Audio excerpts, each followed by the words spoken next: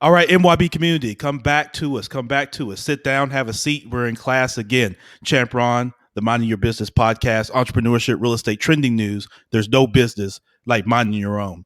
We're here at episode number 243. Shout out to everybody who joined me on the Prop Stream live training just on yesterday, man. We had a really good group, some really good questions.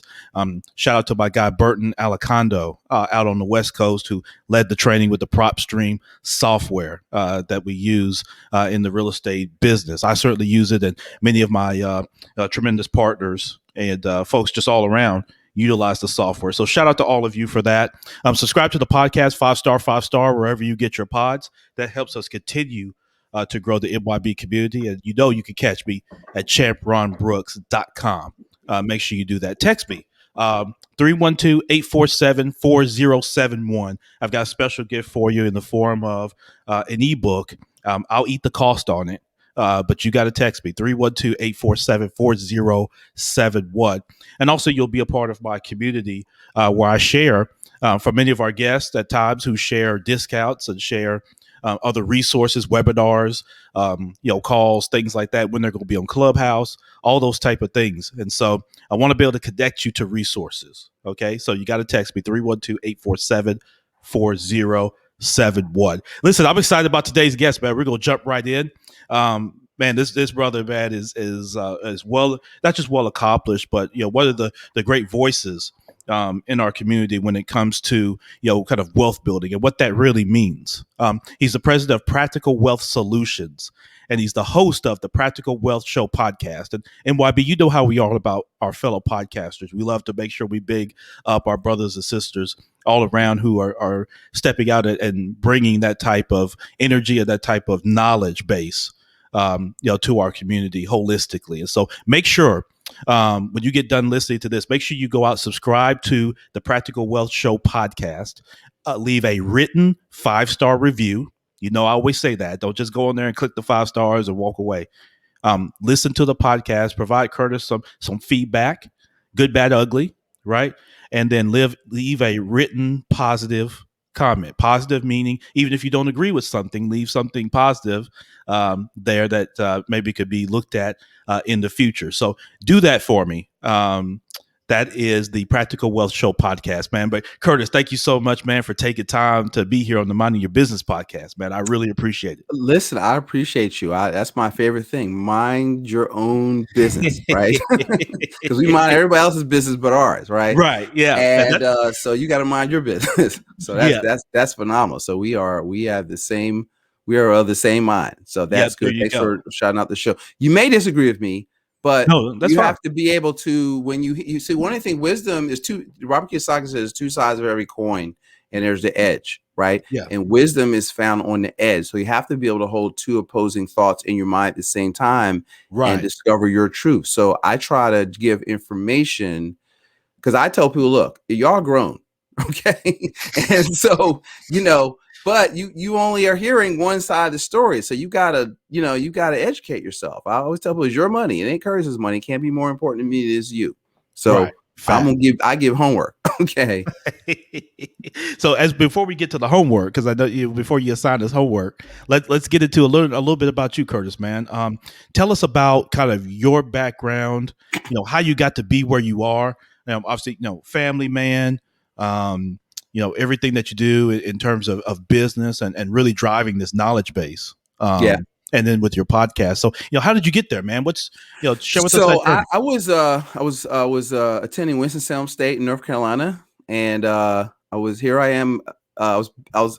considered myself a basketball player, but I realized the NBA did not need 5'11" shooting guards with a mediocre handle. Yeah, a little tough. Yeah, a little right. tough. So little tough. I'm barely on the team at this Division II school.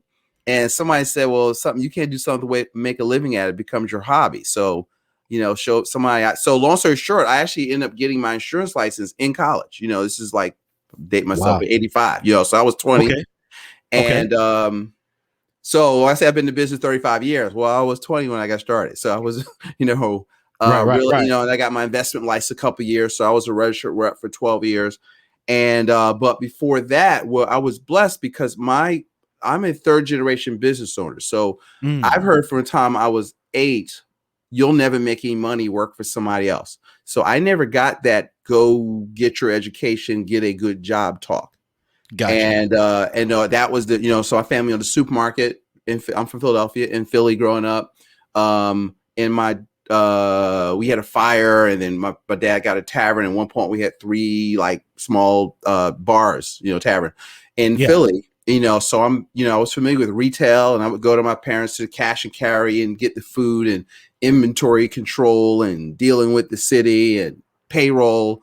So I Yeah. had a Oh yeah. baptism by fire, but that, and I was still running my financial services business. So I would get robbed. I was in North Philly, right? So I'm going to get robbed 3 times a year at gunpoint. It's just, Yeah. so I told you, if you see the video, the gray hair came from the bar business, right? Right. Right. And but it gave me a lot of, I work with business owners or real estate investors. So I'm a good consultant with them by virtue of the fact that I've been beat up a lot, Yeah. So, Right. it's not like I'm reading a book and, I used to be in college, and these professors, I remember we had this principles of retailing course, and I really liked her, but I could tell she didn't know what she was talking about. Like, she was just reading from a textbook, because it wasn't coming from here, like from within side out. It Right. was just from the book out. And, I could feel it. I could tell. I couldn't really tell how I could do, but, I had been retailing. I understood, certain things came innate to me about business. So that's why I like working with business owners, because, that like, that's your number one investment. And so Yeah. I had been doing that, and then I realized, okay, you know what? I'm not in the financial services business. The business I'm really in is the marketing business, right? Mm. And so Yeah. that's what changed my trajectory of my business, our revenue, because I really started to study all things what I call direct response marketing. I'm big Dan Kennedy, Russell Brunson, Jay Abraham, and I started really getting into that over the last probably 10 years, but I didn't really start to understand until about 5 years, and really get into that, kind of like tripled our revenue, and adding the podcasts and that kind of stuff. So Yeah. that long story short, I'm married. I got 3 daughters. Okay. So I'm, one's a sophomore at Duke. I got a 7-year-old, and I got a 9-year-old. So, Yeah. uh, Yeah. um, I am, so I'm really, serious about, teaching them about money. So I have a soft spot for women, because it's like, all right, I've got to prepare them for these knuckleheads out there. Well, you and I both, because here's the Right. thing, Curtis. I am married, and I've got 3 daughters as well. Now, Mm, I'm a little ways behind you. I've got my 10-year-old to be 11 next month. So I've got essentially 10, 9, and 8, and mm. they all advance a year this year. So I'm coming up behind you there. But that last point is duly noted, because yes, Yes. you have to Yes. prepare them They bring for over teenagers, make them play cash nincompoops. flow. That's how you screen them out. You make them play cash flow and see where those little boys' mind are at. Right. Right. And that kind of stuff. Right. Exactly. So you talked about getting into the financial business, but you're really in the marketing business. Talk about those early days, as you're building your clientele. How was that? Did you run into like stumbling blocks, or was it pretty smooth sailing in terms It of was, how you built the business? please. I was horrible, right? So, and I was out of the market, right? I was 21, and they telling the bit, oh, you want to. It was more. They were more so focused on recruiting. So the company I did was specialized in something called buy-term investor difference. So I Yeah. was, I ended up being an RVP with them for 12 years, regional vice president. And but it was all prospecting. I've never cold called, so I got good at networking and getting referrals. Yeah. But your business is always feast or famine, right? So you'd have months where you maybe get some referrals, get a couple of good sales, you have a good month, but you get them, then you're babysitting them, getting them through underwriting and getting them approved. So all of a sudden you may make, $5, $6, $7, $8,000, but now your pipeline is empty. Right. Of course. You know what I mean? And you're Right. broke again, right? And Right. so I hit my first midlife crisis at 27, right? Right. Because I was tired of that. I wasn't playing any summer leagues, and my friends are going up to Toronto to Carabana, and every time they would go, especially during the summer, I'd be Right. broke. Right. Christmas I was miserable because I didn't have any money, right? Because Right. people start see me after the holiday. They're talking like November 1st. They're talking about after New Year's, right? So Right. if you're in Yeah. the So that right, last, yeah. So that whole, so I that lived whole through all bit. that kind of stuff until I learned how to, move up the food chain a little bit, where the people I was talking to, it Right. wasn't a choice between, financial planning and Christmas, right? You got to, there's a book by Dan Kennedy called Marketing to the Affluent, right? Yes. Everybody's not experiencing a recession, right? Right. And Of so if course. you're, a lot of my clients, since I focus on capital and capitalization, they're chilling, they're just waiting for stuff to go on sale because they've got money on the sideline ready to buy stuff, right? Right. Exactly. But it was, and the other part of that, I'll say this is that I'm a big, big, big, big believer in personal development. Like, Yes. so we teach There you people go. your number one asset is you, right? Yes. And so you have to invest on purpose. This, I can track my revenue to, dollars I spent in that, and I could see it turn over in my revenue. Specifically, I could show you point stuff I've invested in myself, and I've seen my business double. Okay. Yeah. Because Mhm. I got better at communicating what you're doing. So you got to have something to say. You get paid to communicate. You have to be able to communicate Facts. what and in an effective way, so they get it. You have to be able to solve problems. See, because money follows value. Too many people are chasing money. You Yes. can't chase money, right? Facts. You have to create. You get paid to create value in the marketplace, and if you're not making money, you're not creating value. You're not solving problems. You're concerned about people going to business like, oh, this is my passion, and this is what I want. Nobody cares about your damn passion. You know what I mean? It's like, what does the market want? Right. I Exactly. used to do work for Score. It's like they'll let me talk to the I new like- people, right? Because Right. I'm going to ask you like some hardball questions, like how much you want to make? I don't know, as much as I can. Really? Wrong answer. Right. Uh, Right. what do they say? What do you do? How are you going to get people? I don't know. Word of mouth. Boom, you're about to go out of business, right? Right. And and when they say stuff like that, so I was like, well, all right, well, what do you want to make a year? Because your financial plan precedes your business plan, right? Right. What is it? The Exactly. business is, what do you want the business to do for you, right? Yeah. So if you need 100 grand, then like for you, that's $8,000 a month. Right. So how much does your thing cost or your service, and how many of those you have to market for you to net 88 grand a month? Yeah. Like, It's the reverse engineering of your value. yes, you This is have what it to, is. and most people don't do that. Like, they don't think through that, and a lot of people let them give it. Well, the money to take care of itself. Just do as you love, the money will follow. That's nonsense. Right. Don't get me hyped now. Yeah. No. No. You're right. Right. Yeah. Exactly. It's My that sister calls me and talk party about that. pooper. Right? My sister calls me. I'm not Well, the party pooper. I'm just trying to save you some pain. yeah. Oh, I'm the same way. I've got a same kind of philosophy and things of that nature, Curtis. That I'm the vetter and until, like you say, I get to a point, then it's got to go. You got to go take action. Right. But the thing is like you say, you talked about this. You're compensated based on your value, right? And from your standpoint, how do people increase their value? Because as you're coming out of 2020, and we'll get to this pandemic Mhm. stuff here in a minute, but I think one of the things the pandemic exposed is that whole, where does value lie, right? Right. Right. And Right. I think large corporations you're seeing corporations pivot way faster when they're being forced to, but Right. now the big word now is creativity, right? Right. Everybody wants these new ideas because everything's so flooded, because and really what that's tied to is we've got to create new values.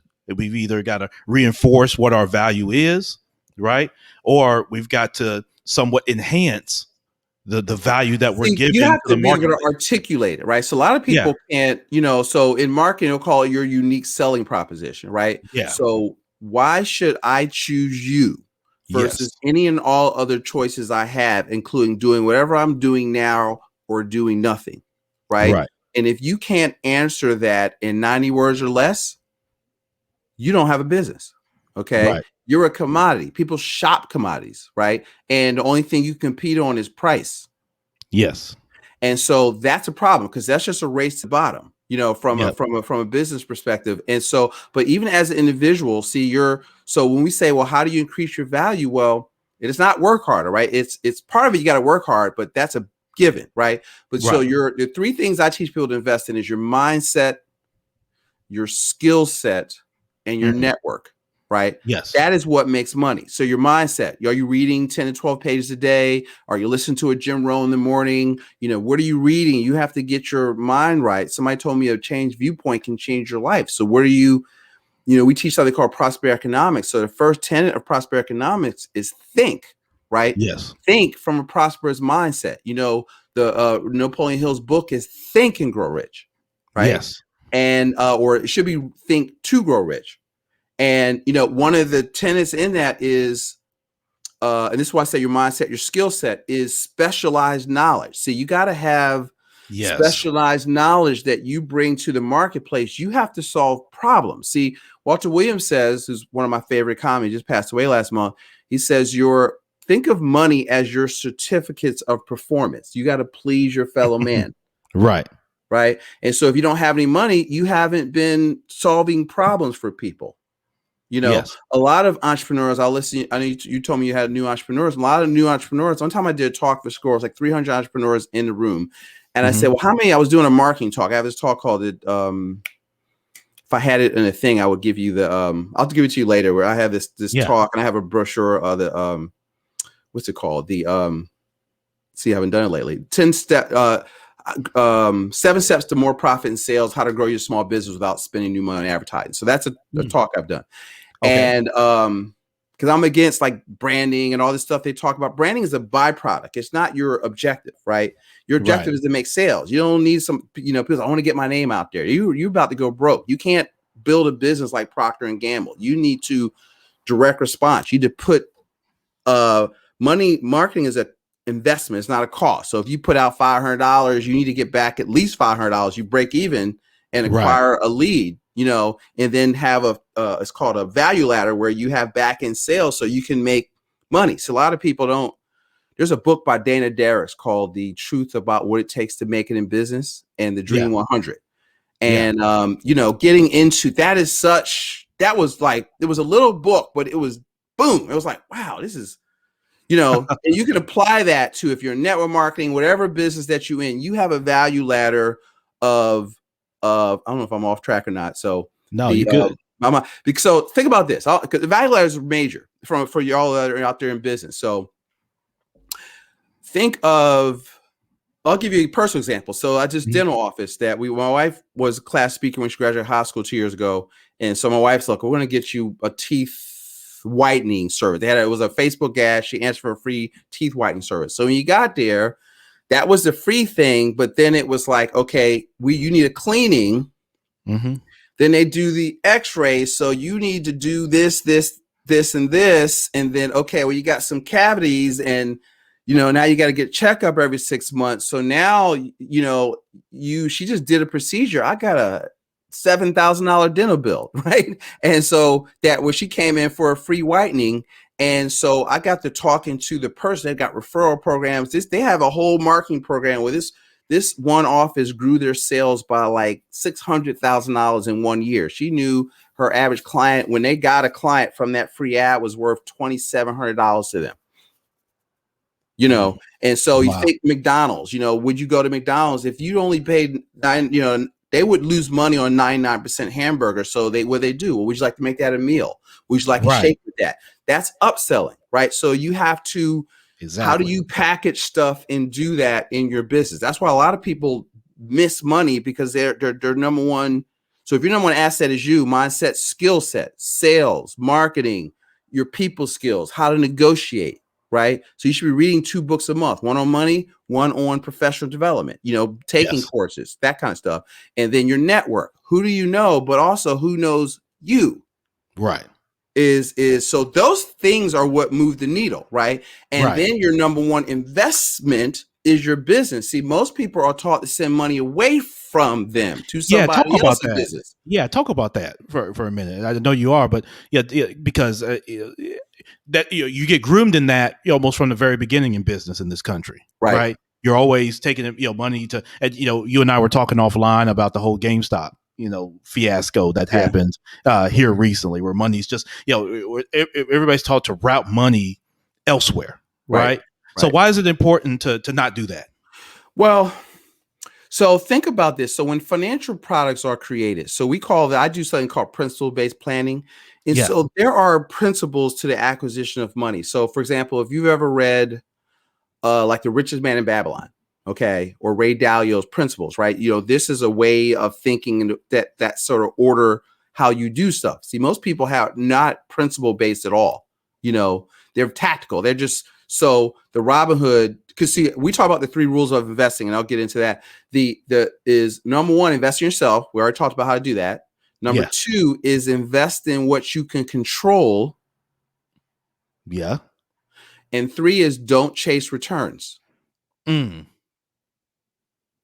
Right. Yeah. So most people are out there chasing returns. So when I look at stuff, it's like, all right, can I control it? Can I influence the cash flow, the outcome? And then we teach to invest for cash flow. Right. And see, Mhm. so most people are, so 2 things. They're investing for capital gains. They're looking at, I'm going to buy this high and I'm going to buy it low and I'm going to sell it high. But the only way to manifest that into money is to sell the shares. Right. Right. And so it's only worth whatever the net asset value is at the end of that day. And if you need money, you have to liquidate the asset to get the money. Right. And you're So at the mercy of the market. You're at the yeah, mercy of, so you at the end can't of the day, what control the someone's market. willing, what someone's willing to pay for it. Yes, real with so if you're flipping and all that stuff, that flipping and wholesaling is fine, but that's not investing. That's a business. That's a Right. transactional business, right? Right. And so what happens is if you're investing, so you're supposed to buy. One of the things I try to work with people on is to make sure they understand the difference between an asset and a liability, right? Mhm. So minding your business, you buy assets. What is an asset? Something that pays you to own it, something that generates cash flow. Because Yes. your goals, see, I tell people you got to start with your goals. So our goal in our system, we call it being a cash flow near, right? So cash flow near is I want you to have passive income greater than your expenses, equal to or greater than your expenses, so that if you need $5,000 a month, whatever your asset class that you like, and so there's 4 asset classes, right? So when people talk about investing, let me hit that for a second, right? Right. So what Right. is an Please. Yeah. investment, right? So Right. I always tell people, so I'll start out with this. So have you ever heard of Warren Buffett? They go, yes. I said, well, have you ever Benjamin Graham? No. That was Warren Buffett's mentor, Mhm. right? So he has a book called The Intelligent Investor, still on bookshelves. If you are in finance and you're in college, you'll see that in your college bookstore. So in the book, he says an investment operation is one upon thorough investigation, provides safety of principle and a reasonable opportunity to make a profit, right? So if you put in 10,000 or 25,000 or 100,000, whatever, that means worst case, you're supposed to get back $100,000 because your principal is safe and you have a Right. reasonable opportunity to make a profit. He says anything that doesn't meet that definition is speculating. Mhm. So most people are speculating. Speculators. Right. Okay. And Exactly. so there's 2 schools of thought in finance. So there's what I call in personal finance. Here's what's taught. And we in our system, we call it the accumulation theory. So here's what you're taught: buy and hold, dollar cost average, get out of debt, like all the Dave Ramsey stuff, pay your house off early, double down on your payments, get a 15-year mortgage. All that's a complete waste of money. Mhm. Hear me. I'll try to step on some Yeah. toes. Yeah. And buy term investor difference. Right. Okay. So Yep. now if you have to study money, so if you look at corporate finance and you study like rich people, successful organizations, the companies, how banks handle money, they don't do any of that stuff. Right. They literally do the complete opposite, right? So what do? They always so the first thing that we teach, so there's the accumulation theory, portfolio rebalancing, all that stuff, get a diversified portfolio of mutual funds. So all of that buy and hold stuff. Okay, Right. magic of compounding interest. That's bullshit. Nobody does that. I mean, rich people Right. don't do that. Okay. Right. And so what Exactly. Exactly. so, so you get me mad. I'm getting mad now. All right. So what happens is, because see, I was in the business like 15 years before I understood this. So I'm mad. Right. So and so So what you got it happens now. is, yes, I'm pissed now. So now it's like, if don't get me in front of a mic, because I'm going to let you have it. And Right. so with the velocity method, so velocity of money is a like an economic principle, right? Money's got to Okay. move. All right. And so our whole economy is based on velocity of money moving. And so when you look at, so for example, you'll see it when you listen to the words of successful people. So in real estate, where they call it the Burr method, right? You Right. get it below market, you can fix it up to this after repair value. Now you cash it out, you take the new money and you do what? You buy another one off of that money. Rinse That's and repeat. velocity. You're moving money through assets. Watch, rinse, and repeat, right? And so now, so the same thing, if you listen to with Mr. Wonderful on Shark Tank, he puts $500,000 in a deal. What's the first thing you want to do? No, how soon Will I get my money? Get my money back, right? Right. Because now if you got your money back, what's your risk? Yeah. I mean, Nothing, because you got all your money back, right? Right. So they don't take risks. It's not about high risk, high reward. That's what the Wall Street has you thinking, right? Because they make money off you thinking that, right? And so he focuses on velocity and cash flow. Because now he gets it out. What does he do? He go put it in another deal, gets that back out, puts it in another deal. But all those other deals are still in play and they're still generating money. And his emphasis is on cash flow, right? So you want to get paid to own that asset. And then 3, they focus on leverage. See, so people say, I want to pay my house off. I feel more secure. I have 2 episodes on this. So, email me, I'll send you a report on it. But here's the thing. If you have $100,000 in cash, you got $100,000 in debt. Are you in debt? See, I would say no. You have debt. You have liabilities, right? Debt is when you have more liabilities than assets, right? So a corporation would see that as a balance sheet neutral decision. They would not stroke a check for $100,000 and pay off the debt, because why would you pay $100,000? Let's say you got a 30-year payment. You're giving away $100,000 capital to pay off a $700 payment. Mm-hmm. You know what I mean? Could you use that money to buy new assets and create more cash flow to buy income? And see, so now you have to be capitalized. And then here's the other thing. So we talk about savings, you talk about investing and putting mutual fund money in mutual funds to take risks. Do you know you're in banking. So have you heard of BOLI? No, I haven't. BOLI is short for bank owned life insurance. Okay. Yeah. And so if you look on the balance sheets of most of the biggest banks, Wells Fargo, Bank of America, Comcast, you look at corporations, they carry the cash value. So what they do is they buy permanent life insurance, whole life insurance on their executives, and the cash value, not the death benefit, but the cash value, that cash equivalent, is their cash equivalent. And so their money's earning 4%, is safe, is credit protected. Some of the real estate investors, if you look out on your 1003 on the mortgage app, they ask you how much cash value you have in your life insurance, because they treat that as reserves, right? So if they are storing their cash, their tier 1 capital, why are you taking risk speculating in markets? They don't do that. Right. So that's the thing. So I teach, look, that corporate finance strategy works in personal finance. And so you got to learn how to do that. Now you take, all right, boom, because it's not what you earn, it's what you keep. So now if you're a good steward of your money and now you're learning how to run your business to grow your revenue and you make sure you keep it, now you got a chance to create wealth. But it's you are going to create wealth. There's no financial product, no Robinhood, no Bitcoin, none of that is going to create wealth in of itself. You could use it, but again, if you don't, investing is about becoming something, and not about buying something. Right. You need to become an expert. I got a client who's one of my clients. I had him on the show. He's over the 5 years. He's been studying Bitcoin. He's been studying cryptos. Okay. That's a different conversation, right? And he trades them like Forex. So he makes money, but he's not just buying, Bitcoin's going up, I'm gonna get some. Really? You about to get killed because you don't even know what the hell you're talking about or doing. Or why should you buy it? Why does it make money? Why is it going up? If you don't know that, you're not investing. Right. Let me take a breath. Ask some questions. See, at that point, you don't really understand. You're missing the value of it. You don't understand the why, and you've got no synthesized data on what's driving your behavior when you do that. And so how does that help you develop passive income greater than your expenses? See, so you got to start with, what am I trying to do? See, that dictates where do you deploy your capital to? Well, what most people end up doing, Curtis, is they just follow trends. I mean, that's what ended up happening with GameStop. It was a Reddit post, apparently. I may not have the full story on that because, like you, I'm not sitting around scrolling timelines. Some of Right. us have to do this in real life, right? Right. Right. You have to actually, someone has to actually do what everybody's posting about, Unless right? you're a trader, then you're Right. looking at that stuff because you're trading on Right. emotion. But Right. but Mhm. but yeah, but even then you're getting some kind of fact data, at least enough to leverage what you're making decisions on. You're not Yeah. making decisions based on because I seen somebody post something on the timeline or something like that, and because I see it got a lot of likes or a lot of shares, right? So you're not basing your strategy or your behavior around vanity metrics, Right. right? It's based on some level of fact data from your Right. research, right? Not, Research. What's not, that?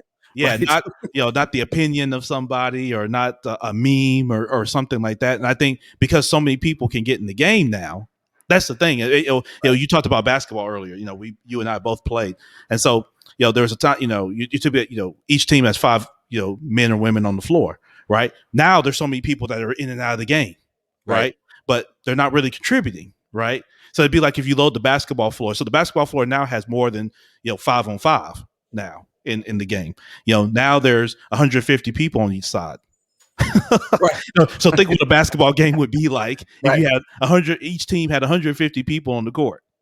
It'd be madhouse. It'd be a shit show, Right. right? And Because they you got all need the ball. Right. yeah, They all and yeah, exactly. they That's all the other thing. Kyrie. They gotta have They're a ball in their they're hands. all Right. James Harden. Everybody Right. can Right. sit there and pound the ball Right. and then Right. shoot it with 2 seconds on the shot clock, right? And you know what I mean.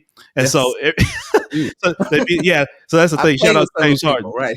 But yeah, you get 150 James Hardens on the floor, right? Right. Right. Right. That's funny. Yes, man. So, man, He that's can get the incredible. ball up though. I've seen a couple of his games Yeah, where he's he made. Yeah, yeah. Oh no, hell, he can adjust his game when he wants to. Yeah. For sure. And so we'll see what happens with that. But, um, so that whole notion, I'm going to get back to that. Some of that notion of kind of like value, because for those that are listening, that tend to be kind of younger in their business walk, Curtis, and that sort of thing, you know, as you look at 2021, and there's a lot of noise, right? Right. I'm involved with the banks. Every CEO that I'm talking to in the bank world is all up to their eyeballs in PPP lending. Right. Every one of them. Every one of them. Every one of them I talked to this week is, I mean, PPP, PPP, PPP, PPP. Every email, every call, whatever. And then people are trying to figure out, because people have all this time now. They're at home. They got their phone. Their phone's their best friend now. Right. And they're on it all the time, right? And they're getting there's so much information overload, right? What are some things? What would you say for someone gets done listening to this podcast? Mm-hmm. What's something that they can go do? And I really liked what you were saying, kind of those three pillars of mindset, skill set, and network. Are those really areas that people should really attack this year? That's all they should attack. Yeah. I start people with that. I mean, I have Yeah. a 5-step process I take people through. We call principles-based planning, but Yeah. it starts with that, because you have to invest in yourself, because you have to there's skill sets that you got to know. So for example, if you're going to be in business, Right. I always tell people there's 2 entrepreneurial decisions that you have to make. So I got this from Dan Sullivan. He has a bunch of great books out there, and he runs a coaching organization called Strategic Coach. And in the book, he says, this book called How to Best Get Better, he says the 2 entrepreneurial decisions are, one, you have to make a decision that the only way you're going to generate revenue, you're going to be 100% responsible for the revenue that comes into your household. Facts. Okay. See, that's the entrepreneurial decision. See, because there's too much entitlement. I deserve that. You don't deserve nothing but the air that you breathe. Okay. And so I'm Right. hardcore, right? Right. And so No, that's true. That's true. Okay. So, but see, because if you're going to be in business, that's so entrepreneurial decision number 1, I'm responsible for my money. And 2 is you've got to learn to live in what I call what he calls the performance economy. Okay. See, because most people are in what I call the wage or the hours for dollars economy. Right. And so there's 2 types of people in the world. There's work processors, and most people want to be a work processor. That's like 95% of the population, right? You go to, there's nothing wrong with it. It's just you need to identify it, right? So you go to work, they give you tasks to do, you do it, you get a pay check. on Friday Right. or every other Friday. That's the Right. work creator world. Okay. So we don't work in that world. I'm in the work creation Mm-hmm. business, right? Right. So if I'm going to generate revenue, Curtis has to make shit happen. You know what I Yes. mean? So we're podcasting, we're networking, I'm speaking, I'm, All investing the in above. myself. I'm looking to solve problems for people. See, you got entrepreneurs solve problems, and the bigger the problem, the bigger the check. So you need to run towards problems, not away from them. You need to be asking your clients questions about, what is their biggest challenge right now? You Mm-hmm. know, what is that keep you from doing? And there's a thing I can't remember the thing, but one of the questions is, well, what would solving that problem uh do for you? And in terms of revenue, Right. and how much would you pay to solve that problem? See, so Right. if you start learning how to ask, I got this from this book. If I think about it, it's called Start from Zero. It's a book called Start from Zero. Yeah. And I heard him on a podcast. And so he had this free thing. And it's like, if you ask that question to 5 of your clients a day or 5, people a day, you can figure out what business you need to solve, right? Because you're getting feedback from people that have problems. And if your skill set aligns with what you can do for them, so you Yeah. got to That be looking solution. at, yeah, you got a solution. So you have to know what you do. He calls it your unique ability. What comes easy for you that other people find hard? And so you Mm. build your contribution from that. I find I'm a nerd. I'm a cool nerd, but I was a nerd, right? So Yeah. I it's nothing for me. I read at least a book or two a week, right? Yeah. And so I consume information. If you ever do a Colby, I did a Colby. I'm like a 7 out of 10 fact find, right? Gotcha. And so what I realize is that I can assimilate a lot of information really quickly, and I can draw it to you on a napkin, right? Mm. And so I have a lot of stuff rolling in there. So when I talk to clients, I've got, I don't even know. It's just I'll be talking. It's like, oh yeah. Well, how about this? Blah blah blah blah. And they're like looking at me like I gave them manna from heaven. Right. And you got to Right. ask me a question because it's in there somewhere, right? Yeah. And so that's how I create value in the marketplace by being able to a good listener asking questions and then provide solutions. So every business is that y'all have to embrace. If I'm a young entrepreneur, you got this is part of the story I was doing the score thing. You've got Yeah. to ask these 300 people, how many of y'all like sales? Mm-hmm. Like 10% of hands went up. I was like, wait, this is a room full of entrepreneurs now. And Right. right. So I'm like, what the hell business do y'all think you're in? You're all in sales, right? And Right. so sales is not a 4-letter word. See, here's what sales, this might help y'all. So sales is helping people make a future decision that Mm-hmm. is good for them. Yeah. Right. And so now you're justifying that with education. And so it's more consulting. And so good salespeople are asking questions and leading them through questions to it. And so it might be that your thing is not good for them. You tell them that too, and they'll respect that. And Right. you'll increase your referrals. So you've got to work on, studying marketing, all the Russell Brunson book, Expert Secret, .com secrets, traffic secrets. I would study that. And what's the other book I like? Dan Kennedy's book, Magnetic Marketing. Like, Mm-hmm. so, y'all need to go on a good diet for the next 6 months of marketing, because that's where the keys to the kingdom are. Yes. Most people want to get good at your thing. And all of you all could cook a better hamburger than McDonald's. Mm-hmm. So it's not the product, it's the business system, and y'all don't know enough about business. So you have to, and so you got to learn. Now, here's the good thing is you can learn how to be a work creator. So you don't have to jump out of perfect airplane. You can start part-time. Yeah. You can save 15-20% of your income. You can, learn to earn. You can, you need to get referrals coming out of yours. You got to know that you can make money every week. You got to make money every week, even if you're part-time, right? So that you can prove yourself that you could do this. Your job is not holding you back because you didn't make them, oh, I just work too hard, too much. I need to quit my job so I can really go into my business. No, you're about to, no, that ain't your problem. Okay. Right. Right. Right. Because you don't know how to work yet. That ain't the problem. Okay. Right. Yeah, exactly. So, So a couple things, Curtis. Well, two things that come to mind with people. The term analysis paralysis and the vigilante entrepreneur. And so I've always joked about this. I've gotten into some trouble, mentioned this on podcasts in the past, but it is what it is, right? Mhm. I think there are a lot of people that I come across that are what I call vigilante entrepreneurs. And when I say that is, think of how like the story of Batman or somebody like that, right? There's a tragedy that happens. You lose your job, you get fired, you're on final written warning. Something happens, you get however you exit the company, right? Right. You exit it. They, in most cases for people, the company exits them, Right. right? And so they throw their fist up in the air and they're going to rid the world of crime, one tax ID number at a time. Right. You know what I mean? And so they're a vigilante entrepreneur, right? They jump in, and but really what they want to do is they want to work. Really, in their mindset, Right. is towards work. They're like you say that the kind of They're that what Michael Gerber work calls pressure. a technician, right? Yeah, They own a job. They're yeah.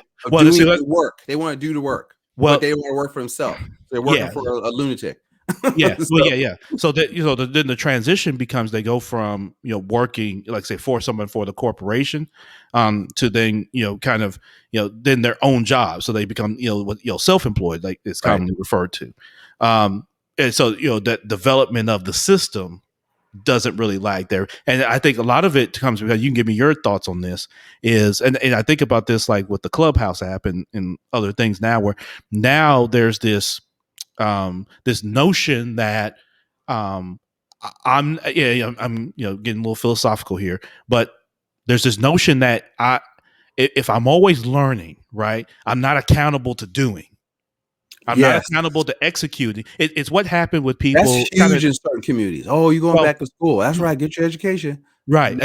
and so that's where I was going Right. because Right. in the kind of that early 2000s, it was easy to get a student loan. Loans were, I mean, rates were low, and so there was this idea that if either I'm scared of doing my own thing, or I have this analysis paralysis. I just want to gather information. I just want to hoard it, and it goes back to like being a child. Hey, I don't have to be accountable if I'm always learning. So like I can get on social media, I can get on Clubhouse, and I can take notes. I always hear people talking to damn, I'm taking, I got all these notes, Right. but you don't go do anything, Right. right? Because then I can always be adding to my notebook, and no one's going to hold me accountable, right? And so I think that's something that impedes, and I'd love to get your thoughts on that. Is that that analysis paralysis, and then this the vigilante entrepreneur, which can develop and move forward, but a lot of times their why, like we were talking about earlier, their motivation is really just because what I really just can't go get another job, Right. right? Because I don't solve enough problems, Right. and so they focus on, like you say, that outcome of I just don't want a boss. And then it's funny. I talk to people all the time. A lot of them, a lot of folks then go pick up other bosses. So they don't have one boss. Right. They go pick up 10. Right. Right. Right. So it's like, I thought you didn't want a boss. You go pick up 10 bosses. Oh, Right. your clients running you around telling you what to do because Right. you're trying to compete on price, or a lot of people join network marketing and they go, well, I'm in this Right. company, right? Yeah. And so you just Yeah. traded one job for another because your identity, you don't see yourself as an independent business person. You see yourself as I'm a distributor with such and such, right? Right. And you Yeah. don't own nothing, right? Right. Yeah. And And so what happens is that people, they get into that. And the only difference is there's not, some man or woman that's telling them you have to be here at 8 o'clock and you right, can't leave till 5. That's really their right, biggest difference. right. So they have to But freelance they and do should. whatever they But see, the want. thing is, you should be telling yourself that. Right. Right. They, This morning I that's was what, like, my wife, "Oh, look, can you help me move this sofa?" It's like 9:15. I says, no, my office opens at 9. No, I'm at the house. The office is me going from the living room up to here to where I'm yeah. at. But Right. mentally, because she told me, oh, you're so disciplined. Yeah, I mean, she's disciplined too, because my wife is self-employed. We have an office we share together, but I've been working from home because I have to take my daughter to school. And Right. so we are both self-employed. And so even in a relationship, you got to understand how to do that. But the thing is, I can't stand that, what you're talking about, because I tell people, look, you have priority number one. If you're in business, priority number one is always make money. Okay. And so my dad used to have a saying. He says, your store's got to be open. We're a supermarket, right? So that means you've got to be open for business, making money. Okay. Yeah. And so if you're in a business, you ain't in business. It's a hobby, because professionals get paid. Okay. Hmm. And so if you Right. don't have the objective to getting paid, if you think money's evil or profit's evil, then you need to go get a job. Okay. Because you can't What's attract. what's what's funny with those people is they tend to be reliant on other things. Like you find, and again, money's not everything, right? You're not getting to the It's materialism of it, right up but there with oxygen. So I don't even yeah, apologize for but that. I Okay. really, really, really, really, really, really like it. Yes. Yeah. Right. Because here, what is money? See, money is green paper you exchange for goods and services. So it's not good or bad. Because people say the money is root of all evil. That's not the quote. The quote is the love of money is the root of all evil. See, so get the quote right, get the Bible quote right. If you're going to do that, see, don't be, that's another excuse for staying poor, right? Because you think, oh, I'm a Christian, I can't focus on Well, money. oftentimes those are the folks that live off, some other platform, right? Yes. People, they say that, but then they don't mind living off of either someone else's And work so what was the or first someone else's first service that entrepreneurial they've traded decision, time in. right? The first entrepreneurial decision I said was what? You're 100% responsible for your income. Right. No other, nobody else is contributing to you making money, and you don't deserve any money unless you create value first, right? And so Right. with the doing thing, so you want to take notes. I am a perpetual student, but I will take something. So you have to have a way to synthesize what you're doing, right? And so here's the thing. Here's the main thing. Activity produces knowledge. Hmm. Knowledge does not produce activity, you know. And so Right. Ralph Waldo Emerson said, if you want the power, you have to do the thing. Right. Okay. And then you adjust, and then okay, well, that didn't work, but you have to be in motion. Right. And so now Right. here is, I'll give you a tip on ways you look at your business. So if you start to see your business as this thing outside of you, right? So I Right. break business down, and this is actually going to be a course, but I have the names for it, but I'm just going to keep it simple and say, in business, you've got, I call it attract, delight, and what's my second one? See, I got all these things right on my hand. Of course, I'm working on, but basically, I'll say before, during, and after. Right. So when I go to a conference, or if I read a book, in my notes, I'll go, all right, before unit is marketing. Right. And so you have Right. to attract. How do you attract? So I have a class I teach called the 7 core self-promotion strategies, which is, adapted from Book Yourself Solid by Michael Port. And I've added a couple of things to that. And so everything I talk about, I do. It's got me to Facts. the $1 million round table in the insurance business, and all from me teaching myself this stuff and creating my own systems. So I eat my own cooking. Everything I talk about, Curtis does. Okay, I'm out here every day making shit happen. Okay, Facts. and so what happens is, so you have to, so if I tell people, you go to conference, okay, look, so you write on a paper before, during, and after. So before, attracting, how are you attracting leads for your business? How are you capturing them? So Ron had this text message thing where you could, right? So that's Hmm. capturing information, and then that will flow into something that will nurture them to stay in touch, because you want to get to know you, and eventually, when the student is ready, the teacher will appear, right? And Right. then your before unit brings people to your during unit. See, most people have maybe a during unit, they have the thing they do. But if you don't know how to get people to do the thing for, you're broke. You're going to go out of business, right? So that's why I say you're in the marketing business. And then there's the after. Most people neglect the after unit. So how can you get better with the during unit? So you want to create in your business, can you create what I call a Starbucks experience? Why can they get people to pay $5 for For a cup of coffee. for a Right. cup of coffee, right? Right. There's an experience. When you could go into, pre-pandemic, there's an experience, a shopping experience that they give you. It's like the difference between Motel 6 and the Four Seasons. Who do you want to be? Right. Or Right. Walmart, or my wife's favorite store is Nordstrom's. What do you want to be? What's the service? What's the difference? Why can they charge more money?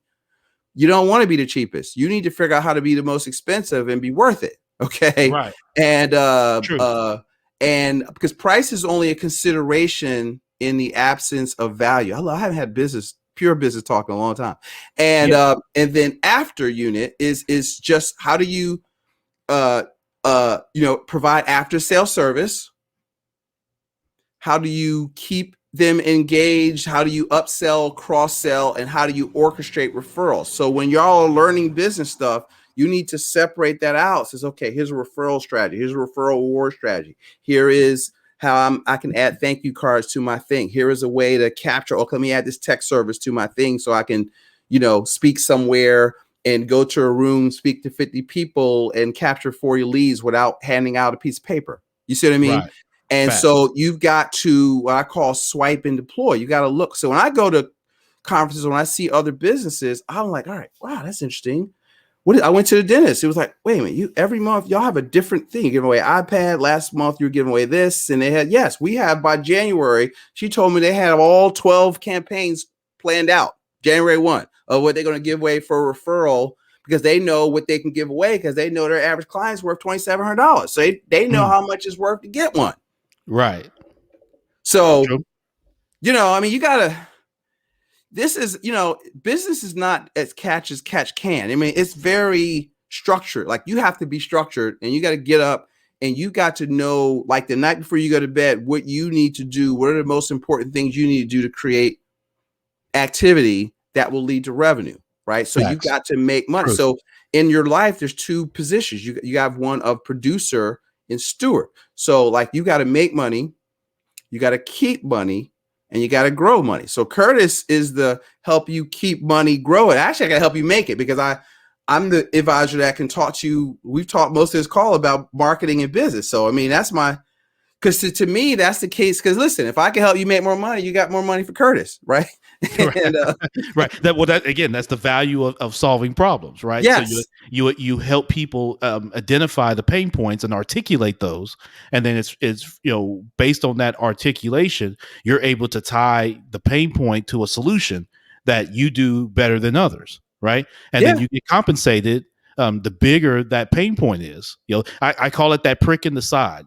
Right, there's this little uncomfortable. It'd be like if you had a chair. I always use this analogy. You sit down in a chair and there's like a little bit of stick in it. Right, as soon as you sit down, it's gonna make you stand up. What is that? And you're gonna look for it. And if you don't see it right away, you may say, "Oh, okay." And then you try to sit down again. Oh, so something's pricking me. So now I've got to do something about this. Right. And now, how serious is it for me to have that resolved? And then does Curtis, Ron, and other people listening to this come along and say, "Well, what's the problem?" Well, it's damn seat. Right. Well, what about it? Something's pricking me. Where? In my ass. Right.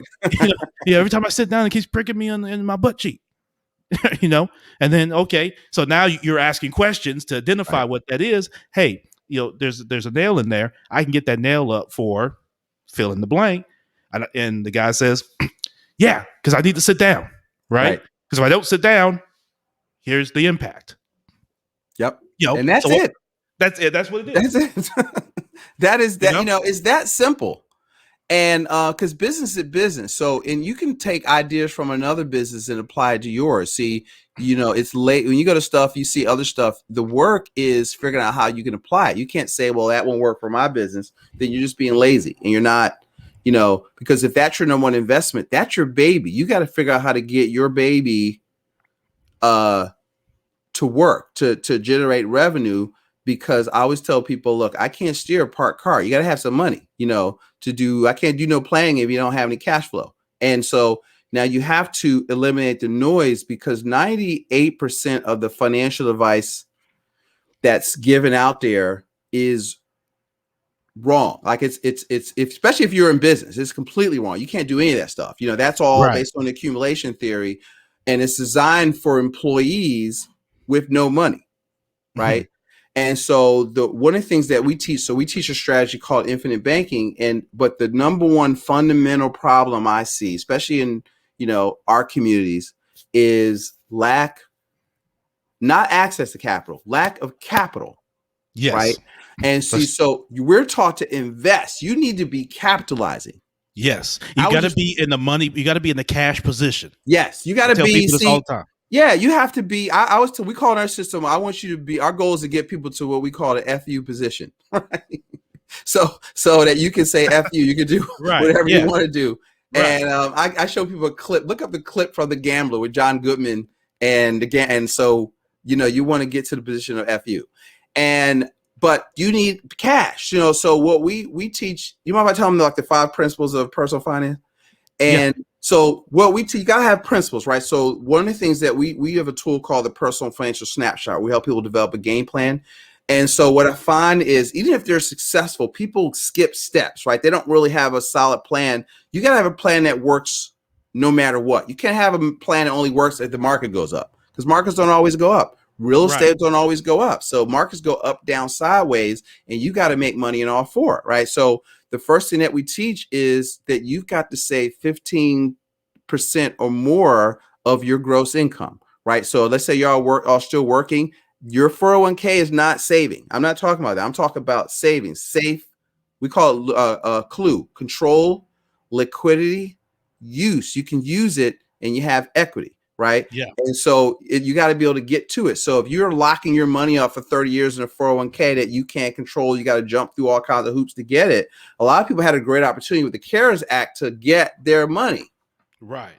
and put it to work. You got to have a plan for it, but you need to get it because you're capitalized. So most people have their money locked up. And so they have, people have money, 100 grand in 401k, but they have like $2,000 in savings, right? And then they have $1,100 a month in car payments for a husband and wife. And so now when I look at their debt service, 35-40% of every dollar is leaving their house in the form of debt. And you're trying to make this little 8-10% that you're saving, if that much, take you to glory, right? And see, Right. so most people are trained to chase returns. Like most people think the key to growing their money. This goes back to Robinhood. Most people think the key to growing their wealth is to find better investments that pay a higher rate of return, Right. right?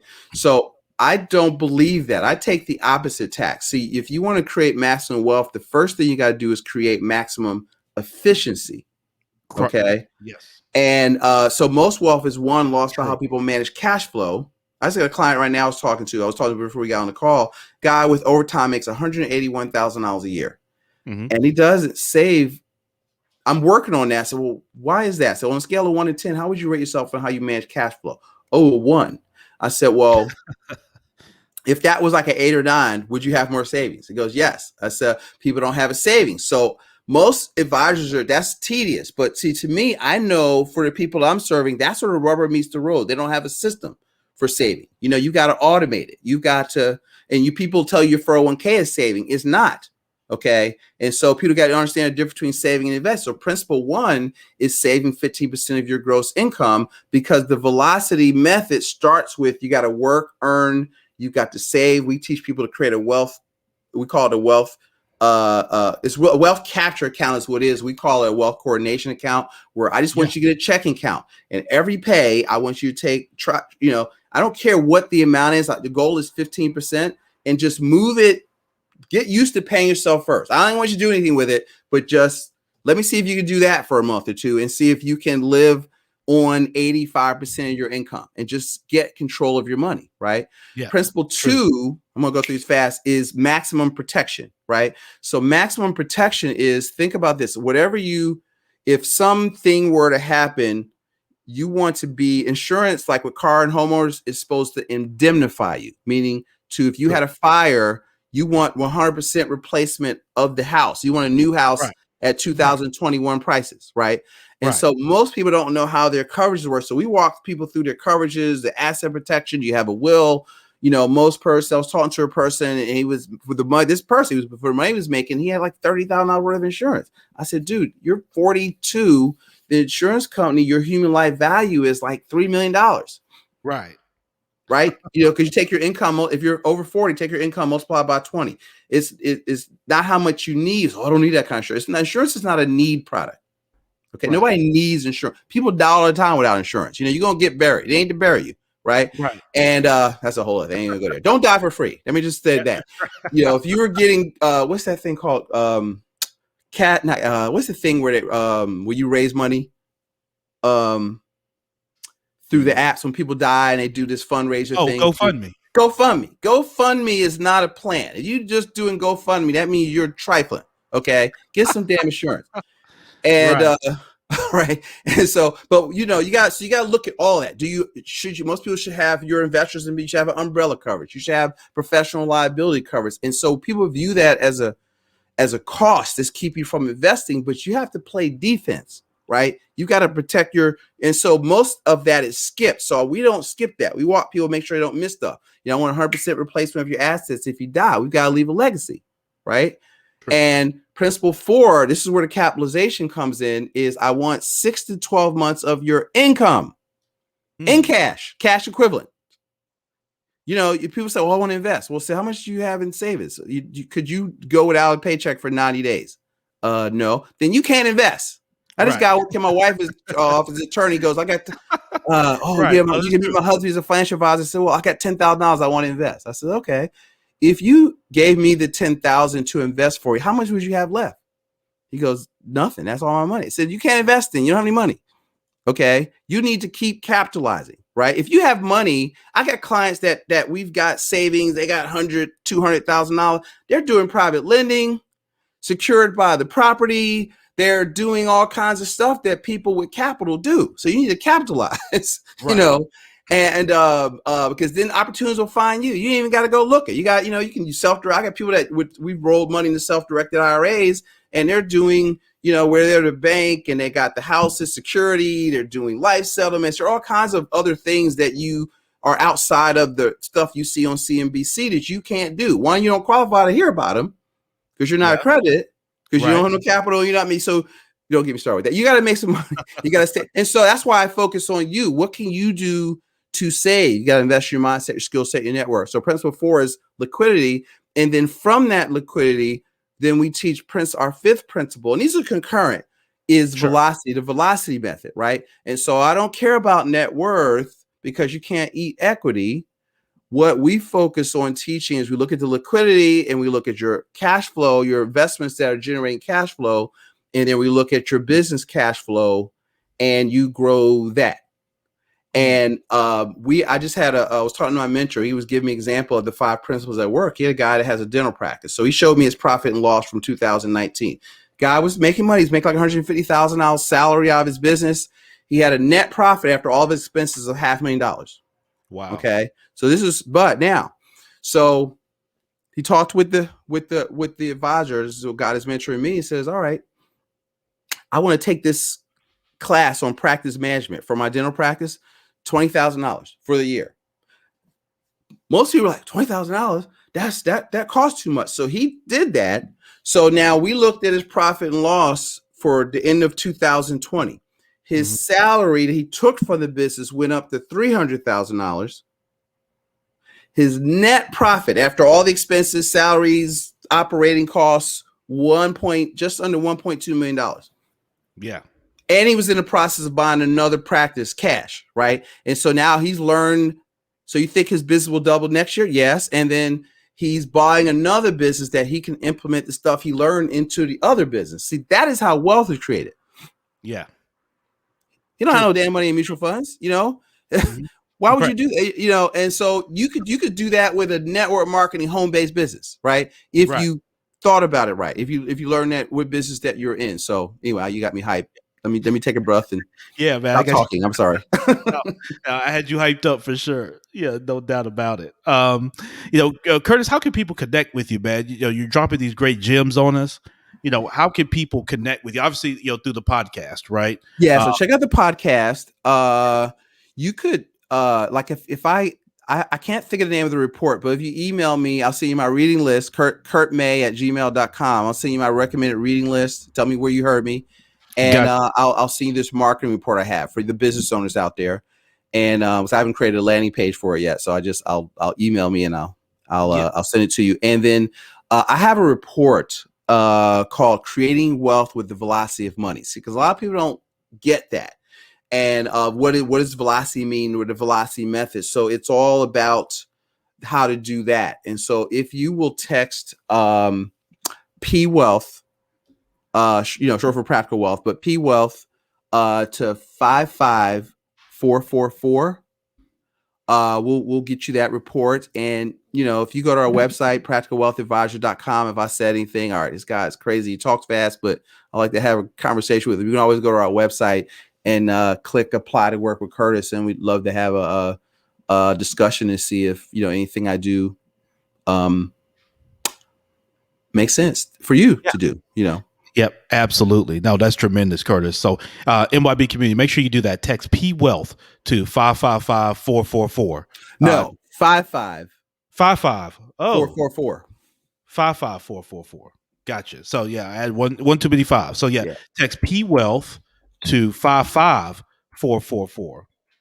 Okay, make sure you do that, so you can get access to the report that Curtis is referring to. Okay, y'all make sure y'all do that.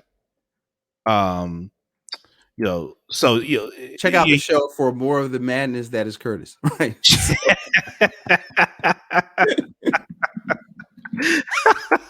you know what? With all these gyms, they definitely people better check out the podcast. Make sure that no, you all definitely check out the podcast, the Practical Wealth Show podcast. You type in the Practical Wealth Show, and it comes right up. That's what I did. So do exactly what I did. Type it into wherever you get your podcast, right? Any of the DSPs. Make sure MYB that you go do that and support Curtis in that way, man. So, man, Curtis, I'm gonna let you run, man. This has been tremendous, man. I've learned a lot. I think many people listening have learned a lot. I encourage people to email you, kurtmay@gmail.com, and let Curtis know that you listened to his podcast and that you heard him on the Minding Your Business podcast. And share a positive note, share something that you learned, maybe share a question that you've got. And be able to connect with a tremendous resource. And, where it makes sense for you, it makes sense for Curtis, do business with him. Right. That's what this is about. Do business with them. And if you're not in a position to do business with them or can, or just won't, or you're too mean to do that or whatever your case is, then refer somebody, someone that that could benefit. Right. That you like. Okay. Now those are somebody you don't like. Right. And, but hey, even if they don't like them, hell, if they're in position and they want to do better for themselves, they ain't got to like them. Listen, anyway. You got to get in the game. It's hard to win a game you don't know the rules. Right. And I find that most people are playing by the wrong rules, or they don't know the rules at all. Yeah. And so I really consider myself a financial educator, because we lead with education. And because I always tell people, listen, I'm the guide, it's your money. Right. And so it can't be more important to me than it is to you. So I give people homework, because you have to think. Mm-hmm. And then now then I'm a good, if you like thinking and you want control of your money, I'm a good advisor for you. If you don't want to think, you just want to put your head in the sand and max out your 401k, don't call me, because I ain't that guy. There you go. Yeah, there you go. I'm not that guy. Don't call me. Straight up. Call Dave, call Chris Hogan, call your cousin in Primerica. Right. And,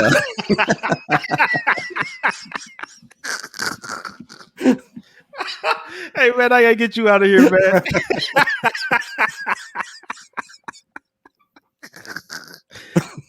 Your cousin, oh man, you start to sound like me, man. I see, man. You live dangerously like me, man. Right, you probably get your hand slapped. Listen, I love all those people. Listen, I was the RVP for 12 years. I can talk about them, and they're great people. Right. Just have Curtis, a limited knowledge base of what they're talking about. But anyway, I love you all, though, so don't call me. All right. Right, there you go. That's right. I was gonna say they're gonna go online and find you, brother. I know. Curtis May, president of Practical Wealth Solutions and host of the Practical Wealth Show podcast, man. Man, this has been an honor, brother, man. I appreciate you, appreciate what you do, and look to remain connected with you. And we'll continue to be an ongoing supporter and fan of your podcast, man, and of your work. So want to continue to do that and encourage everybody to do that as well, that I come across, man. And if you find I could be a resource, hit me up. Let me know. You make your way through Memphis. We get past this pandemic, man. I got some barbecue. We were down there. Oh, yes, I found this place right across from the museum. Which where museum? The Luray Hotel was. Yeah. Okay, yeah. There's a barbecue place there. I went there. A&R, I think. Was it A&R? I had a whole rack of ribs, and the guy looked at me and said, "Are you gonna eat all that?" I said, "Damn right." Well, I'm trying to think of the place. I think it might be A&R, but whatever place it is, maybe Leonard's or A&R, one of those places. But whatever place it was, man, that the first rack's on me. All right, next time you come, man. Don't play, because I can eat. Hey, we're still recording, right? Everybody hear me, right? So ain't no denying that. Yeah, you give me a good tax deductible reason to come to Memphis. So there you go. Yeah, come on, brother. Come on, bring everybody. Curtis May, thank you, man. I appreciate it. Enjoy the rest of your day, man. Thanks for having me. This is a lot of fun. Yeah, no doubt. That's what we do. Well, we would need to have you back too, man. So we'll do that. We'll have you back. Here in a little while, man. So thank you. Yeah, absolutely. Now I had somebody say Central Barbecue. That's what I missed. Yeah, I appreciate it. See, my soror keep Yes, that's straight. it. That's it. Yeah, That's it. That's okay, it. it was Central. That's what it was. I don't keep it with all that stuff. Y'all eat all that swine and stuff. Yeah, I'm I know playing. we I eat can't it be too. eating no swine, man. You know Yeah, I'm I no, eat it. I eat it. I'm right, capping. I eat it too. right. So yeah, shout out to my great soror. She hit me right there real quick. Yeah, I Central Barbecue. Yeah, That's it. That's I it. know. My wife and I are foodies, so I will find some food, right? Yeah, no So doubt. anyway, all right. So we got to start off. Let's we'll go Yeah, we're and gonna let these folks go. And listen, there's three things that unite us, no matter where you're from, no matter what side of the tracks. We all want to be a little better for ourselves, a little better for our families, and a little better for our communities. And if we keep that in mind with everybody that we come across, we could all collectively make this place a little better. All right. And so, Champ Ron signing off. Shout out to my guy Curtis May. Make sure you check out the podcast. Text 55444. Text P Wealth to 55444. Y'all go be great, and we'll see you next time. thanks everybody. Have a great day.